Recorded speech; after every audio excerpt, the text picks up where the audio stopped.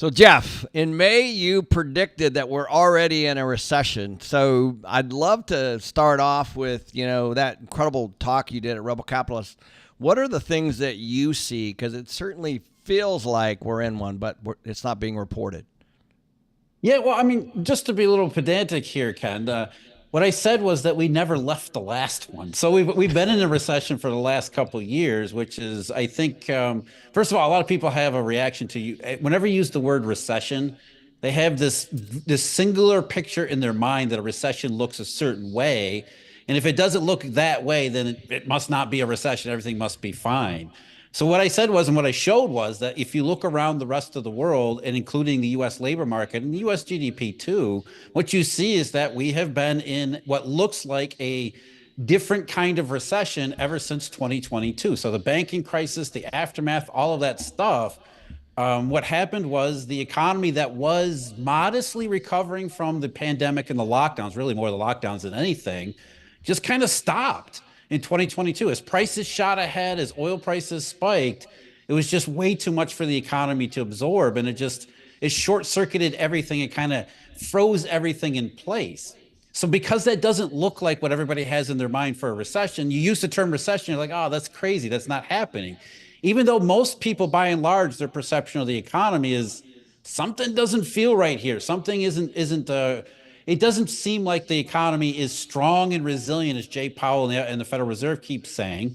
Certainly wasn't strong like the Biden administration kept trying to say. Everybody's whining about economic circumstances. And it really goes back, it's not necessarily inflation as the aftermath of inflation. So when I use the term recession, I've actually called it a forgot how to grow economy because people don't like the term recession. But you have to realize that there's different forms of recessions out there. It's not just everything drops off at once and then it comes back and recovers on the other side. We have various different forms of contractions and economic dysfunction that we need to be aware of. And like I said, it's not that hard to establish that we've been in some kind of recession for the last couple of years. And it's not just here or there, it's everywhere. This is the reason why that people are so upset with the economy, why they're lashing out in terms of politics too. So the recession question is a little bit broader than people have in their mind. That's a really good point. Yeah, I think a lot of there's that technical term, right? I think 2/4 of negative GDP. But as you know, we have 10,000 tenants, and so and we see it right on Main Street. There are things happening at the Main Street level for sure that, and also as we start to see turnover in our staff, let's say, or openings, as we grow. We're seeing 30, 40, 50 applications. We're seeing the job growth, I should say, is certainly slowed. The wage growth has certainly slowed. We're starting to see people's, because we pull people's credit too when they move in.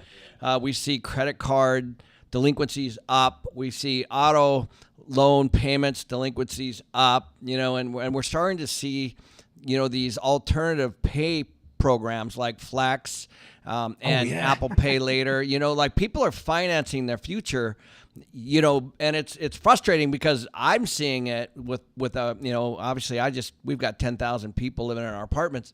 And so, I can't be alone there, and it's just not being reported and people are frustrated. It's you talk about the buy now, pay later. I mean, that's now spread too. You want to buy Taco Bell, you can buy now, pay later. That's not a good sign in any way, shape, or form.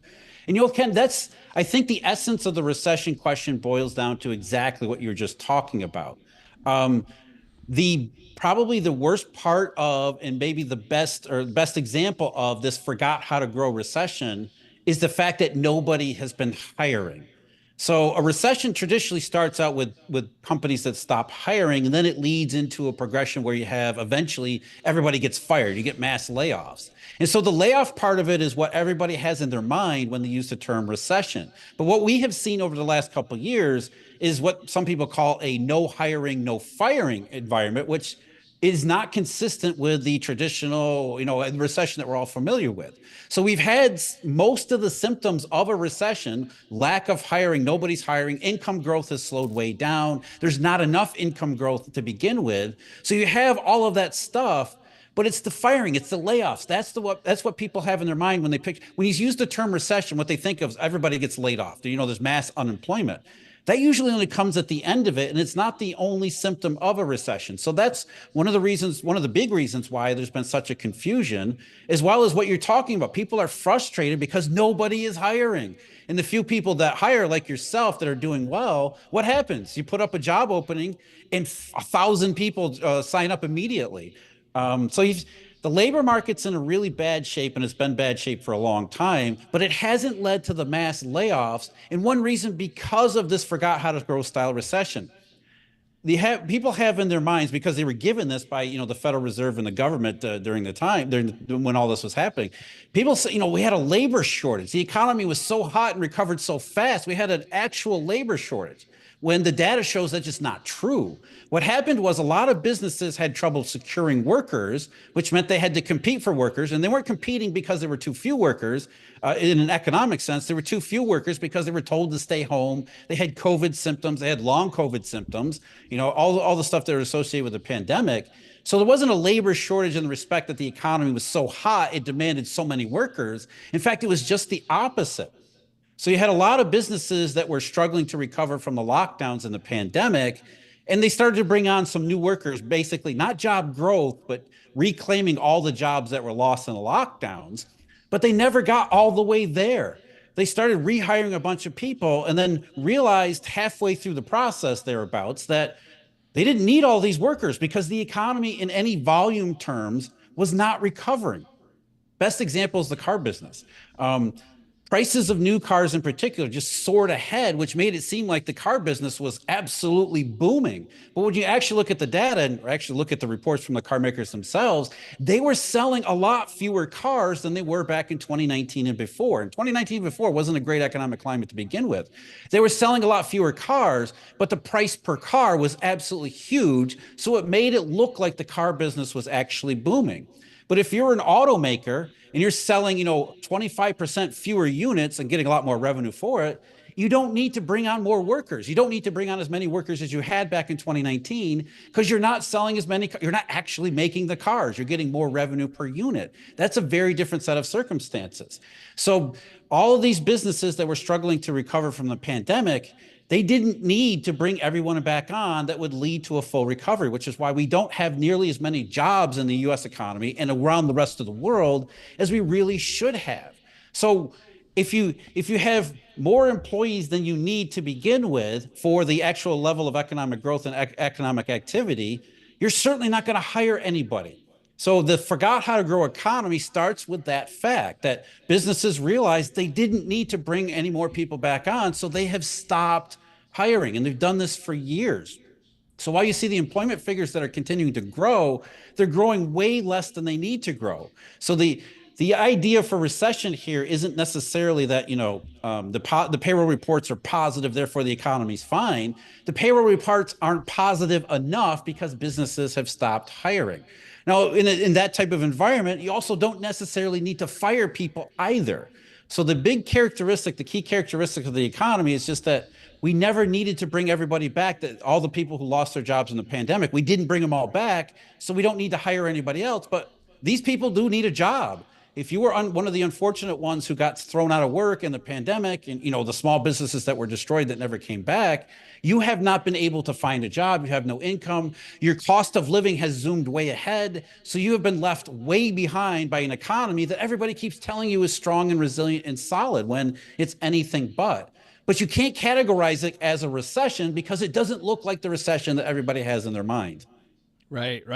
I'll tell you, and another interesting thing, I have a lot of friends in the restaurant business, and I was with one of them who's a chef. And by the way, he employs hundreds of people. So not small, little local restaurants, but, more higher end. And so he walked me through the kitchen and he walked me through, the serving area. And I'm like, man, how many people you got here? And it was in the couple hundred that night. And he looked at me and he said, but most of these people have second and third jobs. And Yeah. and he said, so what happens a lot of times in the restaurant business is that, they always have two or three jobs because they're usually kind of a part-time, not all of them, of course, but a lot of them are part-time.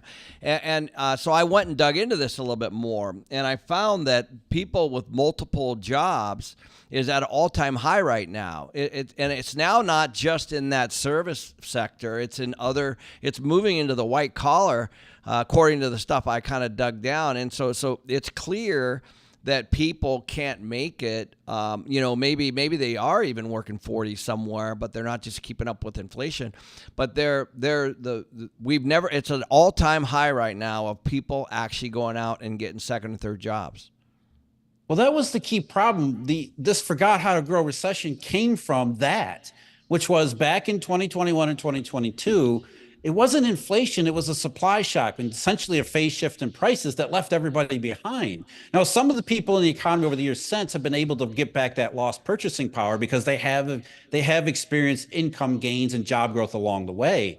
But for too many people, they have not been able to go to even get close to back to even where they were before the pandemic. And so what do they have to do? Just like you were saying, Ken, they have to go out there and find a second or third job. I mean, that's where the gig economy has really taken off, right? You work your day job because you have to work somewhere as the basis. You have a solid day job as your basis, but it's not enough. So then you have to work nights, doing Uber or something else, door dashing for the buy now, pay later customers. And everybody essentially got impoverished by 2020 and 2021. And that's really, when you step back and look at the economic question here, that's where it really starts. And that was the point I was trying to make at the Rebel Capitalist presentation, was simply that what happened in 2020 and 2021 is, first of all, we destroyed a lot of the economy. But number two, the parts that didn't get destroyed got impoverished because prices of everything went up and incomes did not. So in other words, you lost a ton of purchasing power. Your labor was devalued. In fact, the last time I talked to you, last time I was on with you, we talked about this. Your labor was devalued. And so you've been left behind by an economy that isn't actually getting any better. So, I mean, what are you going to do in that situation? Well, either you're going to have to pull back in your lifestyle and cut back a lot of things, or you're going to try to get something back. What a lot of people have realized around the world is that the labor market, the economic growth since then hasn't been nearly strong enough for people to reclaim that lost purchasing power and get back their incomes. In fact, they're finding out it's going the opposite direction, where any of those avenues at purchasing power have been closed off by economic weakness and fragility, especially over the last year. So it doesn't look like a recession, but it sure as hell feels like it to way too many people. Yeah, and I'll tell you, and we haven't even talked yet about tariffs or immigration or anything like that. Like, it's funny. Elon Musk, of course, there's the war going on between those two, but he texts the Trump tariffs will cause a recession in the second half of 2025.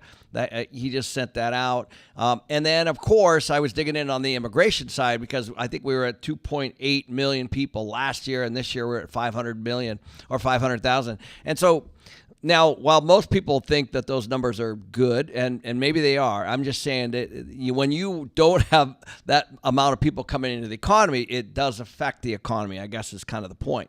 I know we're kind of predicting now, and I know you've got some slides that you're also going to talk about today. I'd love to kind of hear your perspective.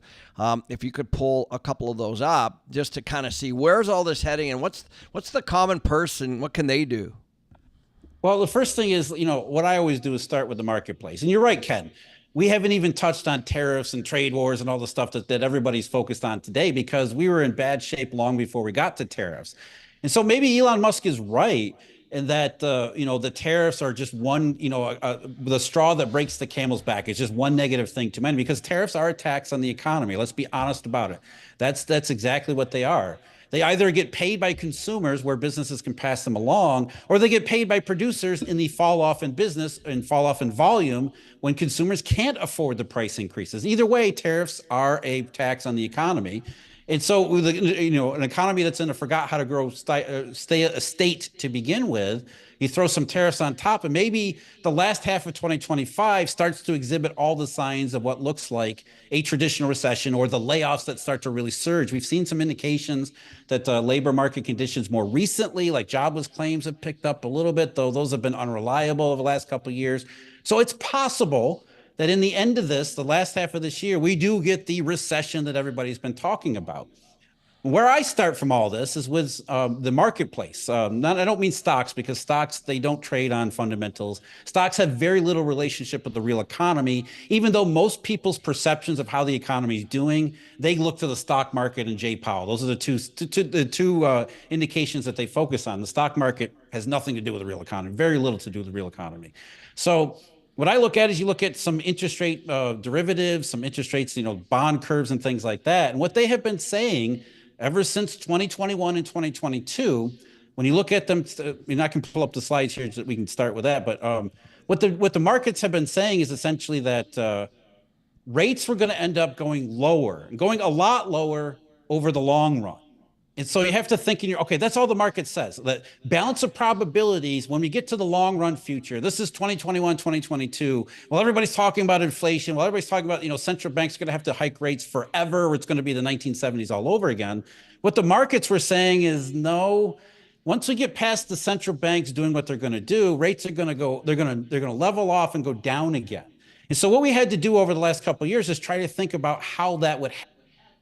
How would we get from the pandemic, the artificial government high, the price illusion, the supply shock and all that, to a longer run future where interest rates round trip and end up going a lot lower and then stay there for a long period of time? And one of the ways that you can get there is what everybody thinks of as a recession. So if you look, we'll start with this slide here. There's a lot going on here, Jeff. So I'm going to need your help. So on the left side of the screen, what we have is the recession that everybody pictures, right? The economy seems fine, something happens, and then it just kind of falls off. And then when it falls off, that's, everybody gets thrown out of work. There's lots of layoffs. 2008 or even just 2001, which was a mild recession, you still had millions of layoffs. So that's what everybody pictures as a recession. But what we find is that the diagram on the right, what I've labeled figure 3, forgot how to grow, that's what we keep seeing all the place. And by the way, this is what the market was predicting back in 2021 and 2022, that we would end up in a situation that was not like the first diagram, was actually like the second diagram.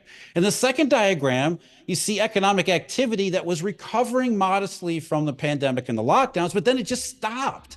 It doesn't fall off like the traditional recession that we see in the first diagram on the left. Instead, it just kind of goes sideways. And sideways doesn't, most people, they look at sideways and think, well, that's not bad. That's not a recession. When in fact, sideways is bad, and it is a contraction. And it is the reason why we don't have job growth, or nearly enough job growth, in the US. And it's a lot worse around the rest of the world. So we start out with that type of recession question. I'm going to skip ahead here. So we look at the interest rate swap market. Okay. Interest rate swaps are a very powerful part of the marketplace because it basically, everybody's there. It's one of the biggest markets that human beings have ever conceived of. There's like 600 trillion worth of derivative contracts out there, though that overstates the market a little bit. But basically, interest rate swaps are everything that everybody, commercial participants, financial participants, banks, even central banks to an extent, everybody's involved in the swap market, and it's a huge, important part of the modern monetary system. So we look at interest rate swap spreads as a signal, as an indication of what's happening among all of these different participants and their perspectives and their viewpoints on economic stuff as well as monetary stuff. But long story short here, when we see interest rate swaps go up, that means that, generally speaking, this huge marketplace is starting to think that things are improving. Up is good. Up is at least less bad. It doesn't actually get good. We don't get into a recovery, but up is less bad. Swap spreads that compress and get even more negative, that's not a good sign. And what you can see over in the far right part of the screen, when we get into more recent times, ever since 2021 and 2022, swap spreads have been compressing.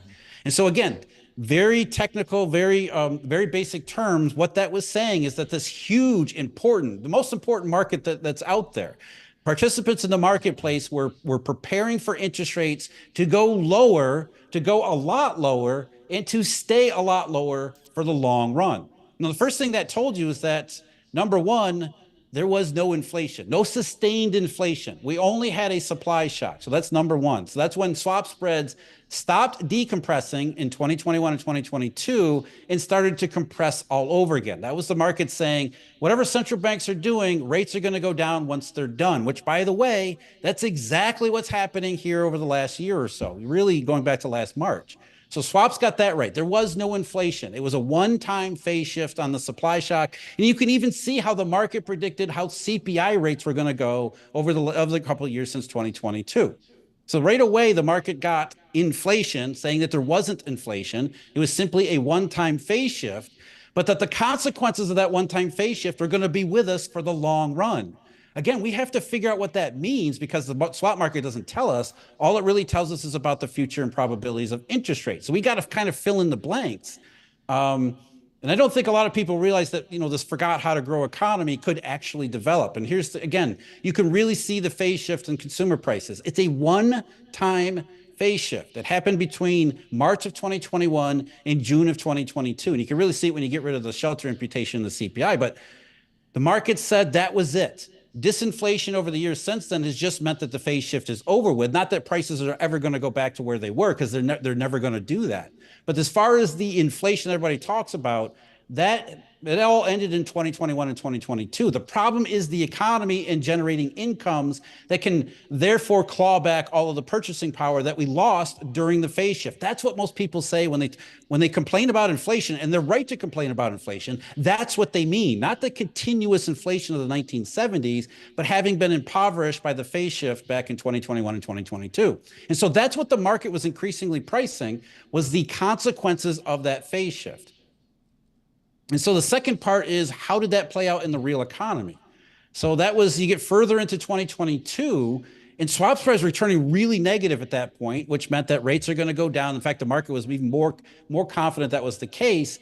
And so what you start to see develop around the global economy is this odd pattern, and it was everywhere. I'll just kind of run through these slides real quick. You can actually see this pattern everywhere around the world. So here we start out with Germany. Germany is probably the best example you'll ever see. So you have it. I mean, it doesn't look like a recession, but it is. It's the forgot how to grow style recession. So GDP in real terms, price adjusted terms, was recovering like everybody thought. But then in 2022, right when the swap market said, it stopped. And it has never gone back since it. It hasn't collapsed either. We haven't seen the recession, the traditional recession out of it, but it's just gone sideways for the last 3 years. And that's an unbelievable, a remarkable outcome that the swap market was essentially saying that's consistent with rates that are going to go lower over time. Because what's happening with interest rates in Europe? Interest rates in Europe are going down because of this forgot how to grow. Call it a recession, don't call it a recession. It's whatever it is, it's happening. And so, you look at places all over the European GDP, South Korea, you see the same thing. And the same pattern emerges, which is that economies look like they were starting to recover in 2021, 2022, that just abruptly stopped doing so in 2022 heading into 2023. And of course, the banking crisis in 2023 didn't help. In many ways, the markets think that the banking crisis actually finished off this recovery process and left us with this forgot how to grow world. And like I say, you can see it everywhere. It is all over the place. So the recession question is a little bit different than people have in their mind. Global trade's another example. When we get the next update from the IMF, it's going to be even worse moving forward, more consistent with forgot how to grow and sideways. But even here in the United States, we see it too.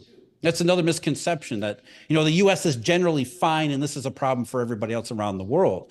GDP looks a little bit better than it does in other places simply because U.S. government interference, transfer payments, government spending. So a lot of the GDP growth is actually government activity. The Inflation Reduction Act, which really let's keep GDP up act, sort of a backdoor fiscal program.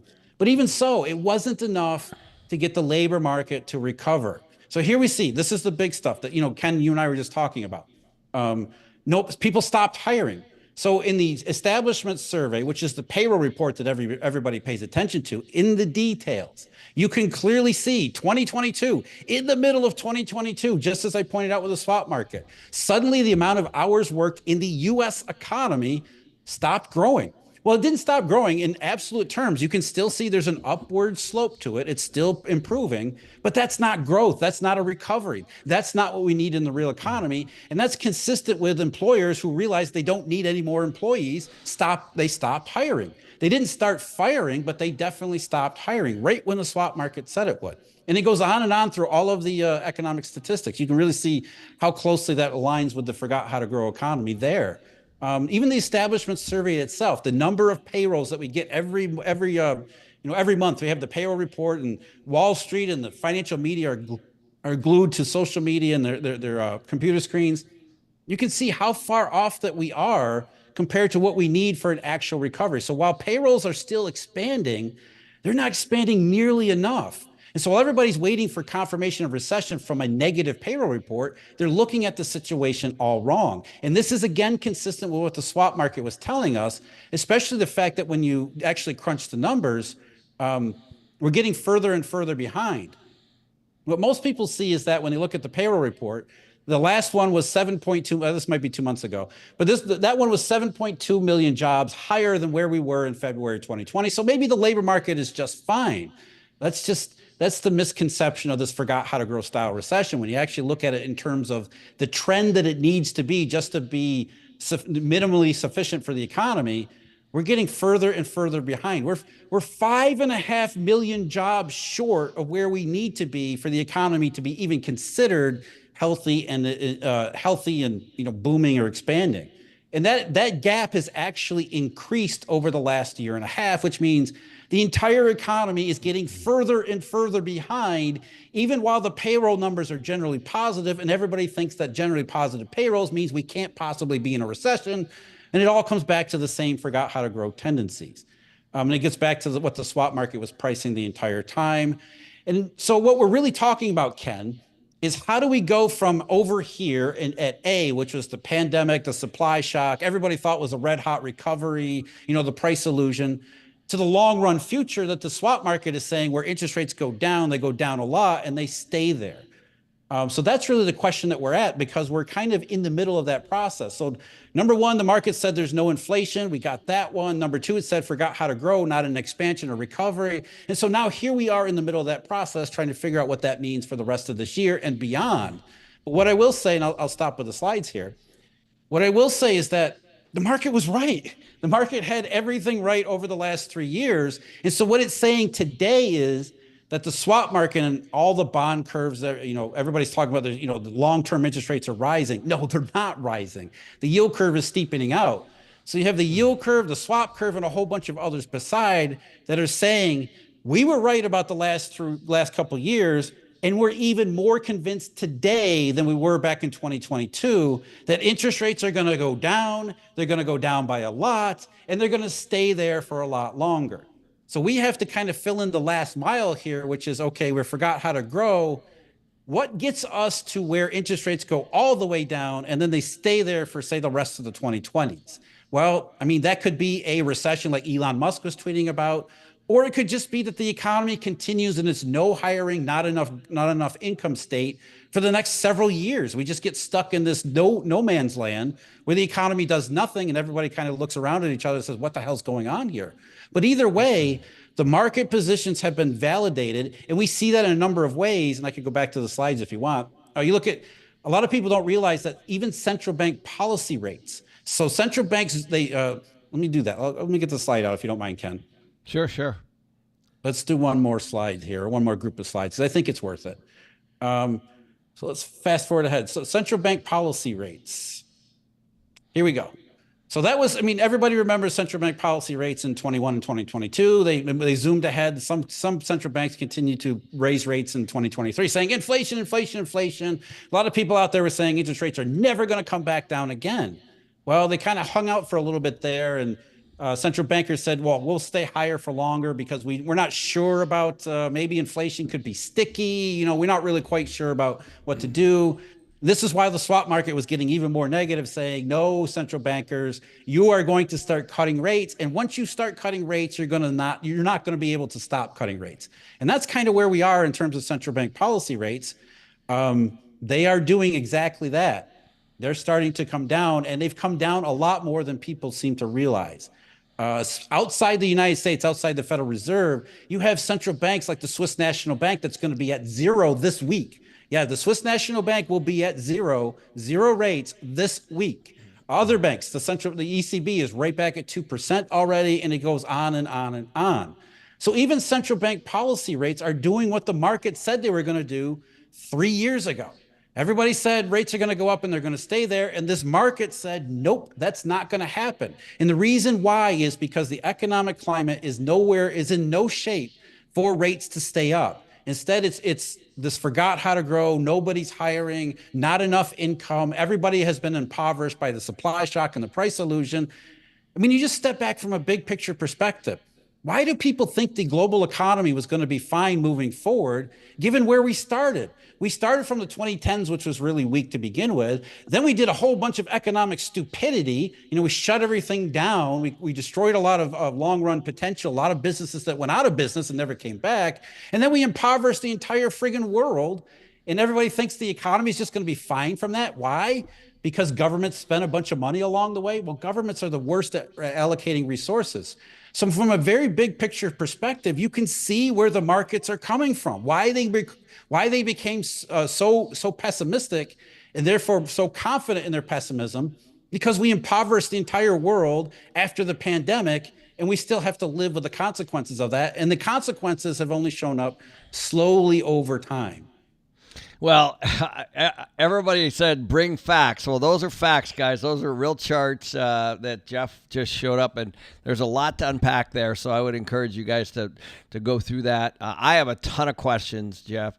The biggest one, of course, is a lot of people you are saying that we have to lower rates, right? And so there's a lock-in effect right now with a lot of people with cars. I was working out this morning with my trainer, and he wants to buy a new car, but he said my rate's at 3%, and he went out and looked this weekend, and it's a 6.9. So he's like, I'm going to stay put. Same thing with houses. Same thing with a lot of stuff. People are just sitting there waiting for these rates to go down. So that was the first thing, and then the second thing is, will that create another bubble? Because obviously I get you have to feed the monster, right? Like, we need people to consume to keep growth, I suppose. But doesn't that just kick the can down the road and create another big bubble? Potentially. I mean, possibly, but just the economics of the situation, though.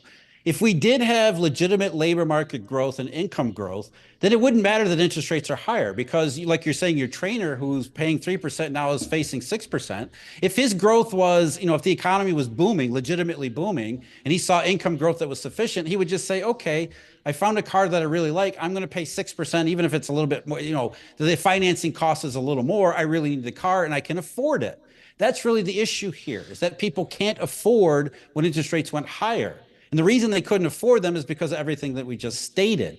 So the economics of the situation are not necessarily that rates have to come down so that people can afford stuff and afford more financing. Interest rates are responding to the economic circumstances once the central banks get out of the way. And central bankers and their policy rates are coming down. They tell you they're stimulating the economy. What they're actually doing is responding to the weakness in the economy that's already there, because they believe that lower interest rates stimulate stuff, and they do in certain ways, but they don't stimulate the entire economy, because most people, an interest rate is not a significant input on any of their activity. Like, you ask the general person, you go to the mall and say, hey, Jay Powell is going to lower interest rates by 100 basis points. Are you going to go spend more? They're going to look at you like, what are you talking about? Is that going to help my job? Am I going to have more income? Now, economists and central bankers have these convoluted theories where lower interest rates then lead to more hiring, and that leads to more income. But there's zero evidence that's ever the case. And it really doesn't make a whole lot of sense when you think about it, because for the other side, from the loan sector, banks are not going to want to make more loans when they perceive economic circumstances the same way you do, Ken. They see all of these credit applications coming in with lower and lower credit scores, with more and more troubling job implications. So the Fed can lower rates to try to stimulate borrowing, and banks are going to say, I'm not lending. So lower interest rates are not stimulus. They're a response to these economic conditions. So that's what the market was saying, is that, look, eventually central bankers are going to have to respond to economic conditions that are a lot weaker than what everybody thought they were a couple of years ago. And that's exactly what central banks are doing. They're calling it stimulus, but it's really actually a response. But does that lead to another bubble in the real estate market? I don't necessarily think that's the case because of the overall macroeconomic background here. You don't have a lot of people like you did in 2020 and 2021 that were suddenly flush with cash. They're going to look out there like, okay, I still have my job. The government just handed me, what was it, $3, $4, $5,000. I don't remember what it was. It was ridiculous amounts of money. I have spare cash in my pocket. Let's go out and buy a bunch of stuff that we don't actually need. Unless you get to something like that, I don't think interest rates alone will lead to a real estate bubble. Because as you know, there's still a real estate shakeout that needs to take place in a lot of sectors. And we're actually kind of seeing that here in Florida. Florida seems to be leading the nation in what looks to be like maybe a little mini housing bust that's developing because of these macroeconomic conditions that we're talking about. And they're only going to get worse if we do have a worsening economic environment that leads to not just nobody hiring, but now we start seeing layoffs and firing take place. That's certainly going to lead to a retrenchment in the real estate market on top of everything else, which means if there is a bubble in real estate, it gets pushed off further and further into the future and then becomes even more uncertain. But the lower interest rates are just a response to what the market was saying is about the background economic fundamentals and the consequences of the early 2020s and the pandemic. Right. Oh, wow. Well, so I was reading this week that the Walmart CEO, he said budget pressured consumers are cutting back. That's Walmart, obviously one of the largest retailers, if not the, and of course they've also announced that they're going to adjust pricing. Now, I don't know if that's marketing or, or whatever. I think they're going to try, but they're going to find out that they can't do it. Yeah, I know. I mean, especially with these tariffs and things, like almost everything they have in that store, I'm sure, is from out of the U.S. Well, that's what we've seen over the tariff issue is that. So all of these businesses everybody said tariffs are going to be inflationary. Jay Powell said the same thing. We're worried they're going to be inflationary. What has happened? The CPI and the PPI over the last 3 months, they've been the exact opposite for that reason, because businesses have found if they raise prices even a little bit, customers disappear because they can't afford it. So what ends up happening is all of these businesses are having to absorb the price hit or the tariff hit or the input cost hit because they know they can't pass those costs on to customers. But what happens after that? I mean, businesses will do that for a month, maybe two, and think, okay, this has got to end in a month or two. We'll get all the trade deals done, and then we'll go back to the way things were. But if it lasts more than a month or two, businesses are not going to continue to take profit hits and margin squeezes.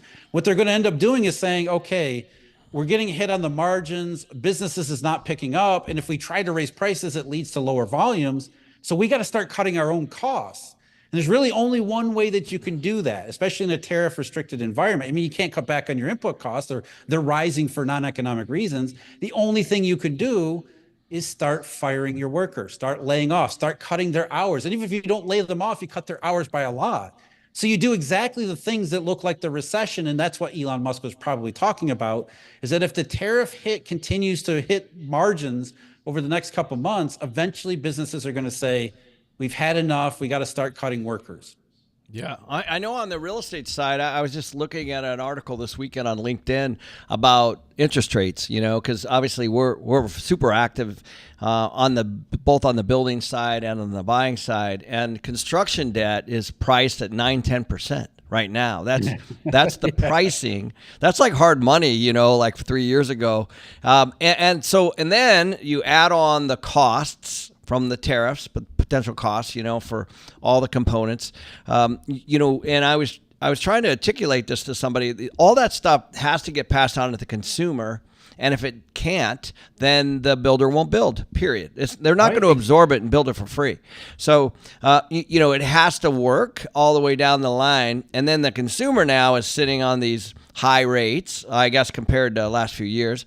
So that's another factor. All that only works if the consumer buys it. And so interest rates will have a massive impact on the real estate world because of the refinancings, and just the movement of the product and the inventory and all that kind of stuff. And I also think it might get some commercial debt out of hot water as it starts to mature. But that's just me being an insider. I think to your point, it doesn't necessarily mean that's going to be that impactful for that person that's, working in the mall.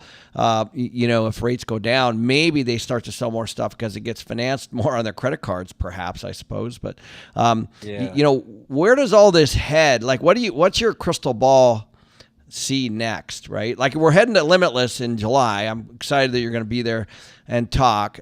We have George there, George Gamma, and of course we got Brent Johnson, we got Jim Rickards, we got Larry Lepard, we got a lot of really smart people that well.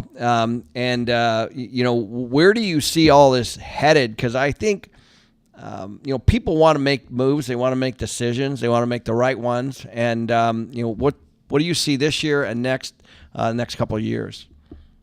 Well, I mean, if we stick with what the markets are saying, what they're telling us is that rates still have a long ways to go down. And then once they do go down, they're going to stay there for a lot longer. So, I mean, that kind of narrows down the range of possibilities as far as macroeconomic circumstances. And then that leads to, consequences for financial markets as well. I mean, who knows with the stock market? The stock market can do whatever the hell it wants in any kind of short run period anyway. But the one thing the stock market doesn't like, and you can almost count on selling taking place, is when you do see the firing in the labor market. When you see mass layoffs, everybody's selling their stocks at the same time. Not because of the mass layoffs, it's not because they're losing their job, but because that's a signal for what everybody recognizes as a recession. And so if you see those traditional recession signals, historically over the last 40 years, during the period when the stock market has become the primary store of value for people's savings, stocks do not do well during traditional recession periods. 1990, 91, 2001, the dot-com bust, 2008, obviously. And that started to show up here in 2025. So if we do see the economy start to tip more toward not just no hiring, but also now starting to see some firing and layoffs, then the stock market is going to round trip and head back lower again. So that's one financial consequence or knock-on effect from a macroeconomy that might continue to worsen from here. But as far as, interest rates and the rates markets, they're all pointing toward, nothing is ever guaranteed. There is no such thing as 100%, but the balance of probabilities are tilted in that direction. It's probably as far as the balance of probabilities can possibly get. And it's just being confirmed over and over again. Outside the Federal Reserve, even central banks are lowering their policy rates in response to all of the stuff that the market has been saying. So while we can't say for sure what that means in the short run period, because you can never predict anything, the balance of probabilities are still that the macroeconomic circumstances continue to deteriorate. We don't know how quickly or how far. It depends on how things work out in the short run. But as far as interest rates go, the response to that, they go lower. And if they start to get, macroeconomic circumstances, like I said, if they start to get more familiar to most people's definition of recession, then the stock market will suffer like it did in April. So you could go through a short run period this year into next year where you have a whole bunch of, really bad stuff begin to show up. Yeah. And it actually is, as you pointed out, like little things, guys, little things are important to follow. Like one of the things that jumped out is just purchasing athletic shoes is down 12%. Clothes are down 12%. Travel, like American Airlines came out and they showed their Q1 was not good. People pull back from luxury to necessity, and they start to brand switch. At this point, and this is all happening, and it's showing up in sales. But there's an interesting thing called lag. As like it all shows up here, and then it shows up there because it has to, right? It shows up in lack of sales. It shows up in their earnings reports, right? So, do you see that hitting in, let's say Q2, the reported in Q3 or 4? Like, what you see? Is this like a slow, like the frog in the pot kind of a thing? All of a sudden, we're there.